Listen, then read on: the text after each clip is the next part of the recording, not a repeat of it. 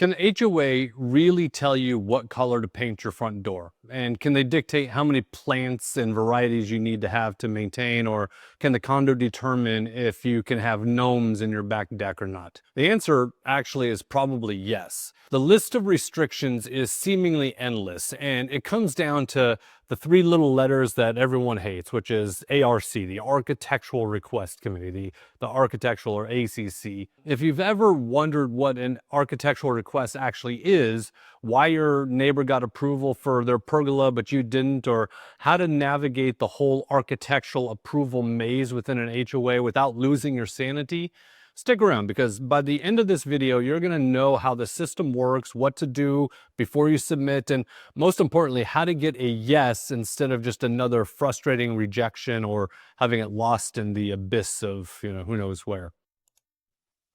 So what is an ARC really? Well, ARC actually stands for the Architectural Review Committee, though some communities might call it the Architectural Control Committee, the ACC, or even the Architectural Review Board. Think of them as your style police of the neighborhood. Now, before you roll your eyes, here's what's really happening behind the scenes.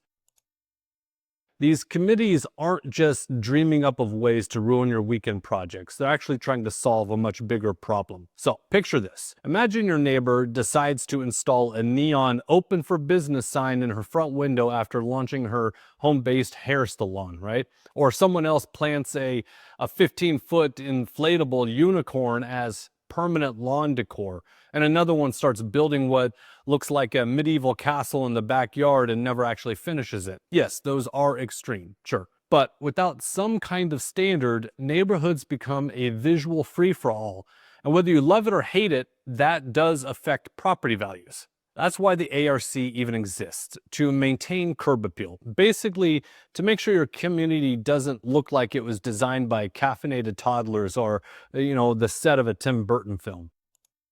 So what is an ARC request? An ARC request is just a formal way of asking permission to change something outside your home or your condo. You submit an application, the committee reviews it against your community's governing documents, the CC&Rs and bylaws and all those rules that you signed but probably never actually read. You either get a thumbs up or a thumbs down.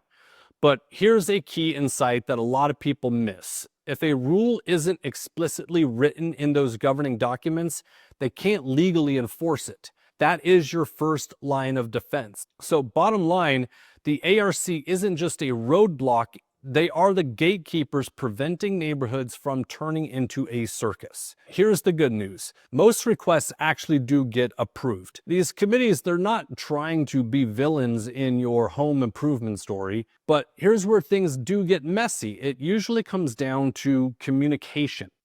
Traditionally, HOAs have managed these requests with what we might just call vintage methods. We're talking physical copies mailed to attorneys, email chains that go nowhere, contact forms that disappear into digital voids. Some communities are actually still using sticky notes and they're maintaining like printed copies in manila folders. So can you see the problem here? Requests get lost. Records disappear. 3 years later, when someone asks for the same thing that you got approved for, suddenly there's no proof that it ever even happened. And that's how lawsuits are born. So I remember reading a story of a case in Florida where a homeowner sued their HOA after being denied a fence request, even though their neighbor had gotten the exact same fence approval just 2 years earlier. And what was the difference here? Well, the board members had rotated off. The original paperwork had vanished, and that case really cost both sides thousands of dollars, and it made the local news.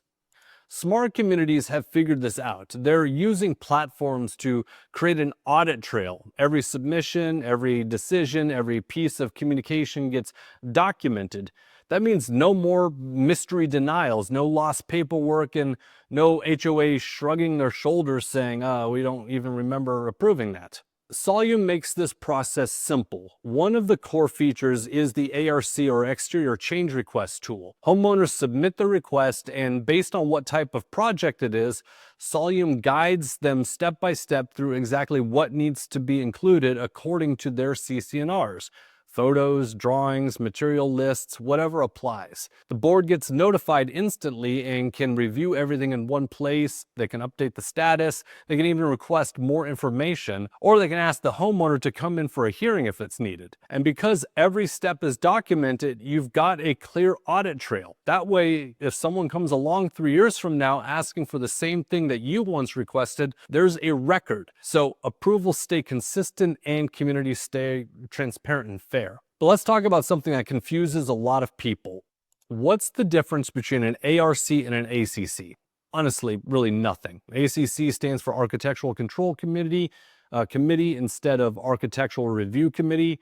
Different communities really use different names for the same thing. It's like calling something a soda or a pop, right? It's really the same thing. It's just a different name for it. We typically use exterior change requests since a lot of boards don't actually have committees at all. But here's what you really need to understand about the ACC or the ARC approval process. The order of events.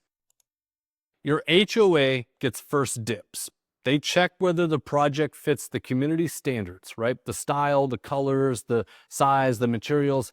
Then, and only then, do you go to the city for permits. So this is crucial. Architectural approval is not the same thing as building code approval. Your HOA may love your deck, but the city might reject it because it doesn't meet the structural requirements. Or vice versa, the city might approve your addition, but your HOA may hate the color scheme. Think of it this way. The HOA checks style, the city checks safety.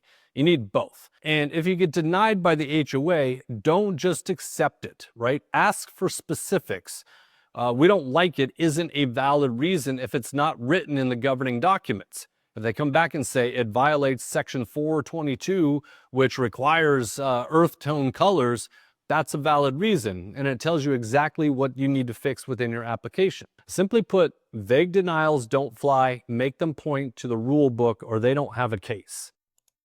So now let's talk about the actual form, the document or the online forms that your board requires you to fill out. Most HOAs have terrible online forms. They ask vague questions, provide no examples of what's expected, and they leave you guessing what they actually want to see. It's like being asked to solve a puzzle when half the pieces are missing. There's really too much back and forth going on. Communities that get this right ask for very specific information. They want to know what materials you're using, what colors, how big the project is, and where exactly it will be located on your property. They want to see architectural drawings or at least detailed sketches. All of this should be detailed at the point of which the request is being made. Again, based on the community rules, you should know exactly what information you need to provide if you're making an exterior change request. Again, this is where Solium really makes the process very easy to navigate because everything is integrated into every aspect of managing the community. Aside from the change you want to make to your property, here's what separates successful applications from rejected ones. Specificity, right? Don't just write, I want to install a fence. Write, I want to install a 6-foot cedar privacy fence along the eastern property line, stained in natural cedar color, extending from the rear corner of the house to the back property line at, approximately 85 linear feet. Provide photos if similar projects in your neighborhood have existed or they've been approved before. Color samples are great. Professional drawings if it's a major project. You see the difference here? One leaves everything to the imagination. The other gives the committee exactly what they need to make an informed decision. Remember, these committee members are volunteers. They're not professional architects or designers. So the easier you can make it for them to understand and visualize your project, the more likely they are to approve it. The communities that have figured this out provide examples. They show you what a good application looks like. They give you templates and checklists. They make it almost impossible to submit an incomplete application. And I don't know how to say this without really offending a bunch of board members, but make it the least amount of work as possible for the board. The less work you force the board to do, the better your odds are. Hand them a full picture, not a puzzle with a bunch of missing pieces. Let's finish this up. ARC requests are really about balancing your personal vision with community standards. The process works best when it's transparent, well-documented, and based on clearly written rules. Whether you're dealing with an ARC or an ACC or whatever your community actually wants to call their architectural review process, The principles are the same. Know the rules, be specific in your application, and keep good records. Look, nobody loves being told what they can and can't do with their own property, but understanding how the system works gives you the power to work within it effectively. And sometimes that really is the difference between getting a yes and getting a rejection letter. If you want to see what this looks like in action, head over to our website and check out Solium's ARC feature. You'll see exactly how homeowners submit requests, how boards review them, and how everything stays documented and transparent, so there is an audit trail of everything. And hey, if you've ever had an architectural request that got delayed or rejected or just left you completely frustrated or confused, drop a comment below. I love to read the stories. I love to read the comments, and maybe we can help solve some of these common problems together. And your story might actually be the thing that another homeowner needs to hear. So don't just comment for me. Comment to help others navigate the HOA red tape, just the nightmare that they can be. Hit the subscribe button if this was helpful. Give it a thumbs up if you learned something new, and I'll see you in the next one.